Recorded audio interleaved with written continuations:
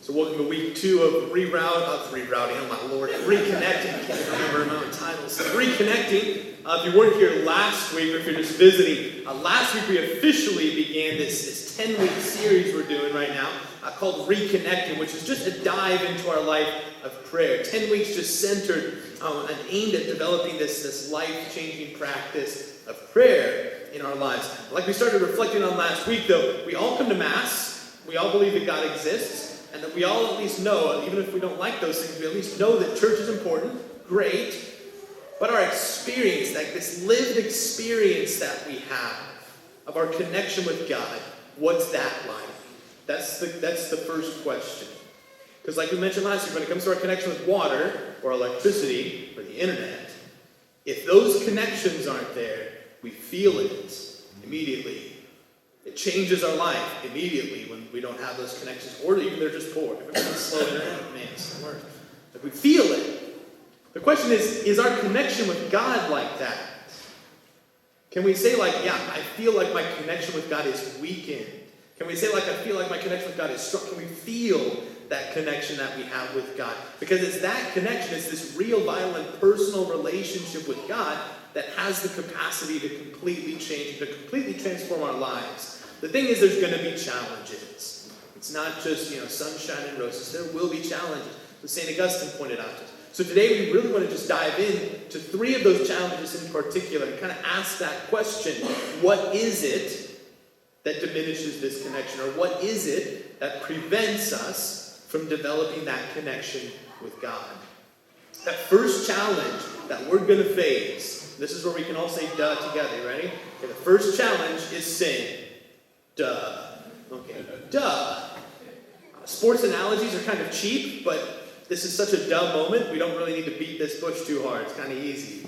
Okay, if you made your New Year's resolution, right, to lose some weight, and but you go to your trainer, and you're just like, start complaining to him, you're just like, I don't get it. I've been lifting more weights, I've been running more, I'm even getting better sleep, but nothing. It's been a whole month, not even 1 pound loss. I've gained 10 pounds. What's the problem? What's the first question he's going to ask you? What's your diet? What are you eating? And when you respond, well, on my way to work, I pick up some McDonald's for breakfast. And then lunch, it's McDonald's. And then dinner's McDonald's. And then my midnight snack, McDonald's. What's he going to tell you? It might be the McDonald's. Okay. So pretty much it goes without saying, but I've discovered that I actually have to say it. If we want to develop this very real and deep and personal connection with God, this life of prayer that we know that we want, we have to address sin. We just have to. All the spiritual gurus are going to tell you that. But the first and fundamental step is that we have to turn from sin and back towards God. It's the story of the prodigal son. Right, here's this guy living a life of dissipation. Loose women, booze, parties, great life. Woo-hoo. So what does he have to do first? He just has to turn back to the Father's house and start moving in that direction. The Father runs out to greet him. He doesn't have to even make it back all the way. He just has to start moving in that direction. So it's the same with us. God's not saying you have to be perfect, then we'll talk, then we can have this real relationship. God's not saying that. But he is saying, like, if you love your sin more than God, we need to just first address sin. Sins, though, when I'm talking about, we're not talking about ticky-tack fouls when you get impatient with your 4-year-old because they're 4. We're talking about those grave sins. Sins that destroy charity. Sins that sever our relationship with God. This is like 10 Commandment level stuff. This is what we call the capital sins, or some people say the 7 deadly sins. So like simply, like what is this? This grave matter. It's 10 Commandments. You just go top to bottom. One of them that we're going to run into, more common for us, is going to be idolatry. And we've talked about this. I don't need to beat this one up. What's the issue? Is that we're going to place other things above God. God's important, we know, but the Chiefs are really important right now too, Father. So we got some priorities in life. No, so do we place something above God? Go check your Visa bill. Go check how you spend your time. Okay. Another one that we're going to, hopefully not all of us, but an easy one to fall into is getting involved with the occult. So hopefully you're not using Ouija boards, but like an easier one is to really place your faith in your horoscope, palm readers, weird things like that. Okay. Don't do that stuff. Another classic one, just keeping going down the list, keeping the Lord's Day holy, is that we deliberately miss Mass on Sundays. That's not going to help our relationship with God. Sacrilege is going to fall into this as well. Most of us, hopefully you don't break in and do something terrible to the tabernacle or the Eucharist. Please don't do that. But an easier way for us to commit sacrilege is when we receive communion, but we haven't yet gone to confession for those grave sins. Keep going down the list. Dishonoring your father and mother gravely. Things like that. It's going to be a bad one. Next on the list is murder. Anybody struggling murdering people? Something might catch somebody. Just, you never know. No, we don't struggle with murder typically, but we struggle with subsets of murder. It's things like we actively promote or support abortion, or we support someone or pay for people to get an abortion. Another one of these that's going to fall into this category is our misuse and our abuse of our own bodies through alcohol, through food, through drugs, things like that. That's going to fall under the subset of murder. Those are grave sins. You need to watch out for that stuff. Keep going down the list. Next is going to be a misuse of our sexuality. So this is going to be committing adultery, but also just having an inappropriate relationship with somebody else's spouse. A subset of this is again going to be sex before marriage. Another one here is going to be pornography and masturbation. All of that stuff. More common for married couples is going to be the use of contraception or medical procedures to sterilize yourself. Okay, that's what falls in there. Grave sins. Keep going down the list. The next one's going to be stealing stuff. Don't do that. Another one's going to be lying under oath, lying on your taxes. Don't do that. Lusting after someone else's stuff, lusting after someone else's spouse. So that's just the 10 Commandments. But those are grave things. If that's what's on your road, it's going to trip you up pretty fast. Another easier one, but another one that I've found very common among people. They're like, God, Father, I can't really develop this relationship with God. One thing that we've often discovered is just resentment and unforgiveness. When we're holding on to bitterness and resentment and unforgiveness against another person, that's also going to trip up our relationship with God pretty fast. So time out. Just take a breath. Is Father Michael a fire and brimstone preacher? No. Father Michael loves you very much. Okay. So I don't say these things because I'm trying to be judgy or I'm trying to be mean. I say these things because if you went to the doctor and the doctor didn't tell you, he's like, oh, you have a cold, but then he didn't tell you that you also have cancer, you'd get pretty upset at your doctor. If you went to the trainer and said, man, I can't seem to lose weight, and he never brought up the fact that the McDonald's might be the issue, it'd be a pretty cruddy trainer. So we simply bring these things up to say, this might be what's tripping you up in your relationship with God. It might just be that really big rock sitting in the road. And our simple response is to go back to the Lord, return to Him in confession. Confession's uncomfortable, I get it. I go to confession about once a month. I'm still uncomfortable when I go to confession. I'm the priest. I know what it's like to be on the other side. Like, priests aren't judgy. We're happy to offer people God's mercy. But like, even when I go to confession, I'm just like, oh, not again. I get it. And that little voice going off in your head right now saying, yeah, I don't think I need confession. I think I'm good. I'm good. That's not your voice. Okay, that's the voice of the enemy. It's the voice of someone that hates you. The voice of someone that really would like you not to return to God. So I'd encourage you not to listen to that voice. And if that's something that you need is to go back to confession, just to return to confession. Still haven't yelled at anybody yet, so I'm not going to yell at you.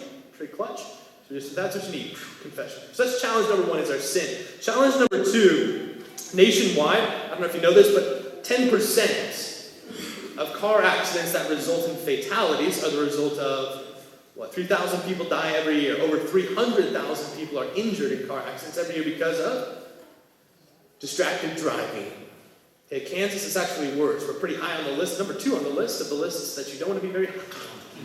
Kansas ranks 2nd in the nation. 20% of our wrecks are due to distracted driving. Okay, and I think, though, that we're not just guilty of distracted driving, we're guilty of distracted living. We drive the way that we drive because we live the way that we live. And if we train ourselves every day to live distracted lives, even though we know better, we know we shouldn't be driving distracted, we do it anyway because we've trained ourselves that way. So living this life of distraction is not something that's entirely our fault. So that's great. It's a great point. It's actually been developing in us for a long, long time. Historians and sociologists, they actually point back to the year 1370, when the first public clock was put up in Germany. At that time, time all of a sudden became a great commodity, something that we thought that we were more in control of. That phrase, time is money, that's when that started to come up. All of a sudden we started to really regulate ourselves around this very artificial time that had been set up for us. Historians then point to the big second thing that they point to is the invention of the light bulb. Thomas Edison. All of a sudden, night was no longer night. It was always day because we had lights. This beautiful invention called the light bulb. Other technological advances that were supposed to save us time, like the dishwasher, the laundry machine, tractors, all of these beautiful inventions, they promised us a life of leisure to the point that, and this is fun, in the 1960s, there was a Senate subcommittee that predicted that by the 1980s, the average American would work 22 hours a week for 27 weeks of the year. They were like, our lives are going to be so full of leisure. We're going to have so much time. You remember how long it used to take us to plow a field? Bro, it's going to take us like 10 minutes now. This is going to be great. But yet, our leisure time continues to plummet. Less and less time on our hands, even though it was predicted that we'd be the most leisurely people in the history of the world. There was this beautiful invention, and this is the third thing, there's this beautiful invention that then began to track what we do with all of our free time. It's called the iPhone. It was invented in 2007. By 2016, the average American spent 2.5 hours a day on their phone. By 2024, 8 years later, what are we at right now? 7 hours a day on our phone. That's a full work day, by the way. 7 hours a day on our phone. What we've begun to do with all of this free time that we have is nothing. We've just began to do nothing.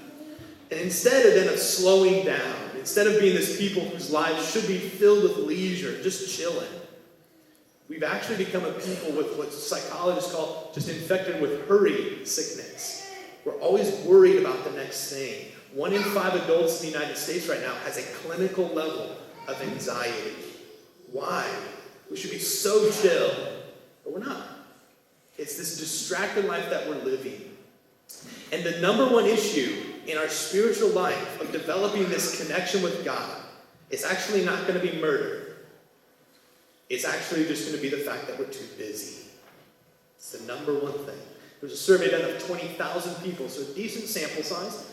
And the survey discovered that the number one challenge for the people, those people in their life, of developing their connection with God, was that they were just too darn busy. They're too busy. So that's why the church teaches us, we live as we pray as we live. It's official church teaching. What they're trying to get at is if you live a busy and distracted life, it's like good luck trying to pray. That may be the challenge that you face. So the antidote is actually quite simple. It's just hard to implement.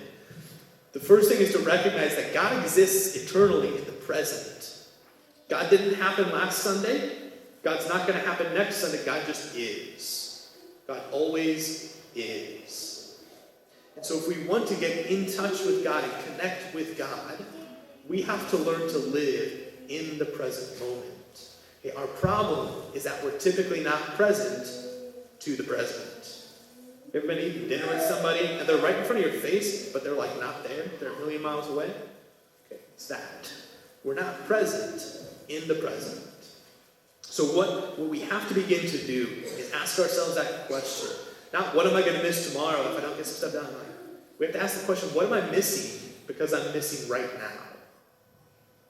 We have to learn to say no to those things that aren't essential and to learn to say yes to what is most essential, and especially to the present moment. So that's the second challenge. Challenge 1, sin. Challenge 2, distraction. The third one is actually not fun. Ever heard of Poland? Anybody know the history of Poland real well? Any other nerds? Thanks, James. Nice. Somebody does.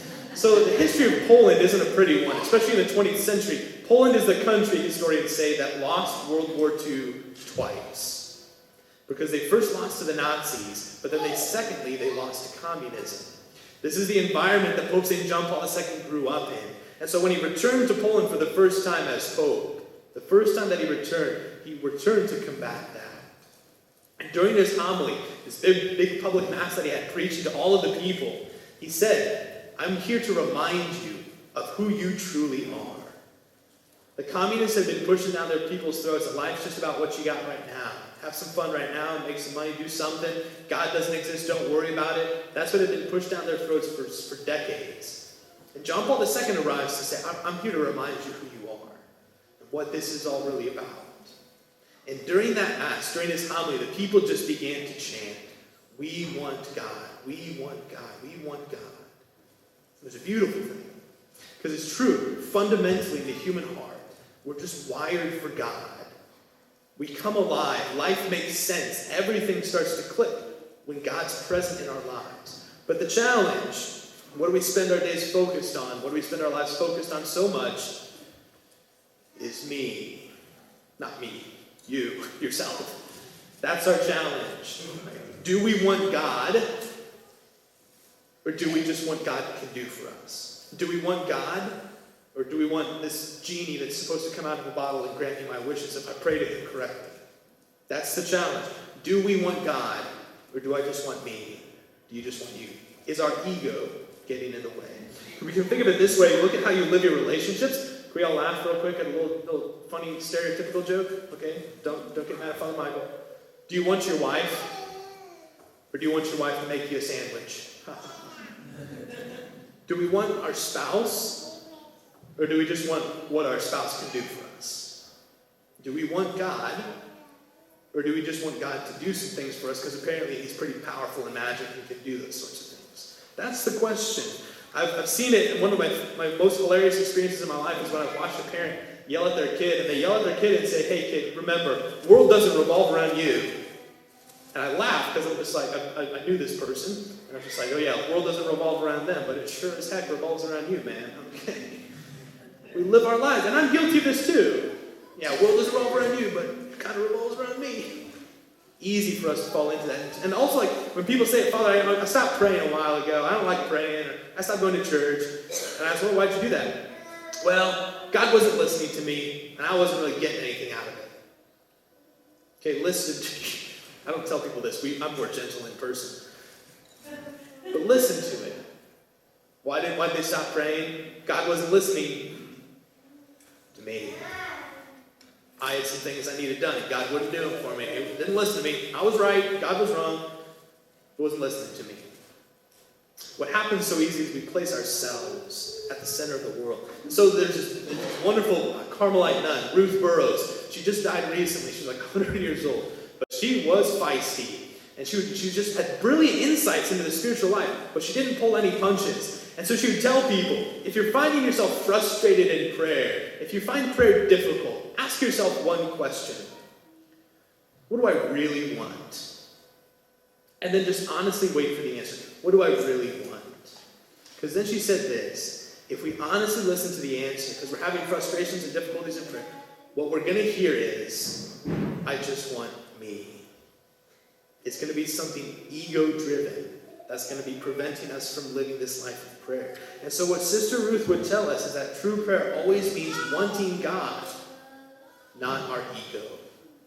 True prayer means a death to our egotistical self and just openness to whatever that God wants to give to us. Again, it's the question, do we want God? Or do we just want what God might be able to do for us if we pray correctly or something? So that's it. These are these three main biggest challenges that we are going to face in developing this life of prayer. It's our sin, it's our distracted living, and it's this egotistical driven self. The antidote to all of it is quite simple. It's confession. It's getting our sin out of the way. It's learning to say yes to the present moment. But then it's just humility.